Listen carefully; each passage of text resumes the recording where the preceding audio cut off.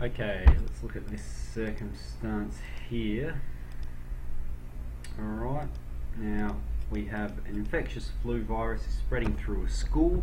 The probability of a student having the flu next week is 0.3. Calculate the probability that out of a class of 25 students, 2 or more will have the flu next week. Okay, so we're going to use definitely our Bcd function here because we're calculating a large number of combinations and probabilities.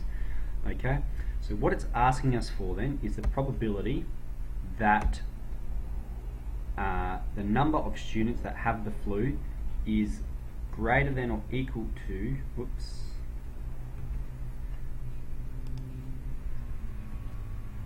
greater than or equal to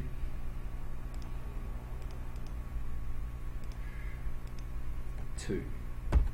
Alright, now we know from before that we can write this as 1 take away the probability of x being less than or equal to 1.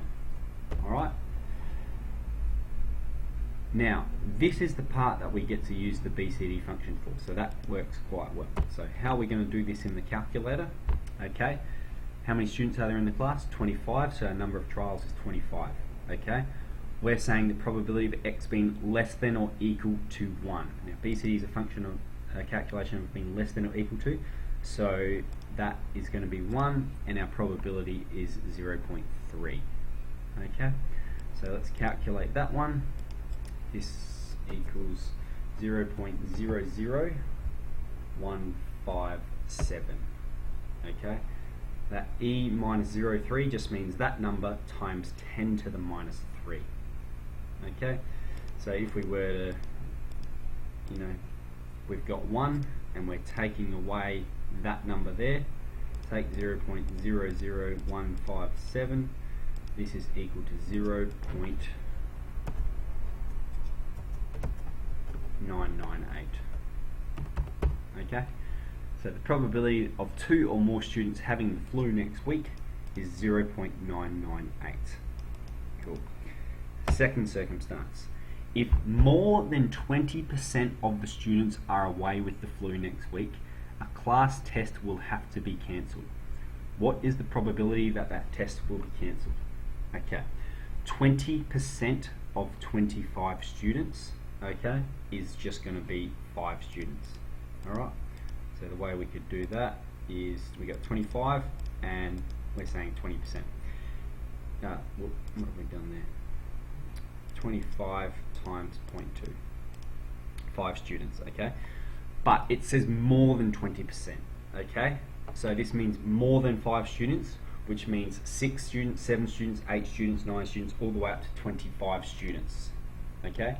So what we're calculating then is the probability that x is greater than,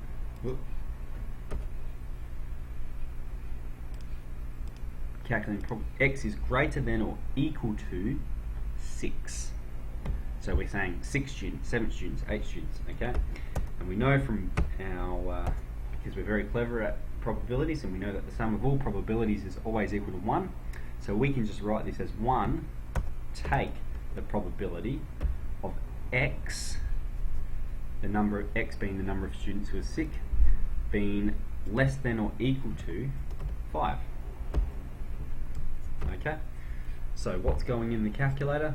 In our statistics, distribution, binomial, and we're Bcd, variety.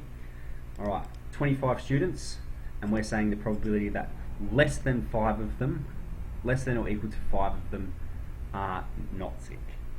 Okay, so we're putting in 5 there, and the probability is 0.3. Okay, and this is equal to 1 take 0.193,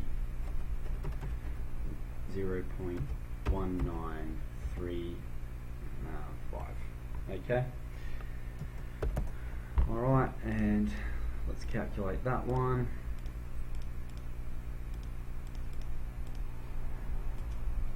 0.8065.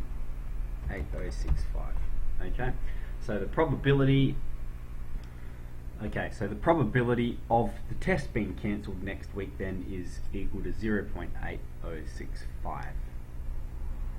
Okay, so that is how we can utilise this one, take away the probability of some event occurring.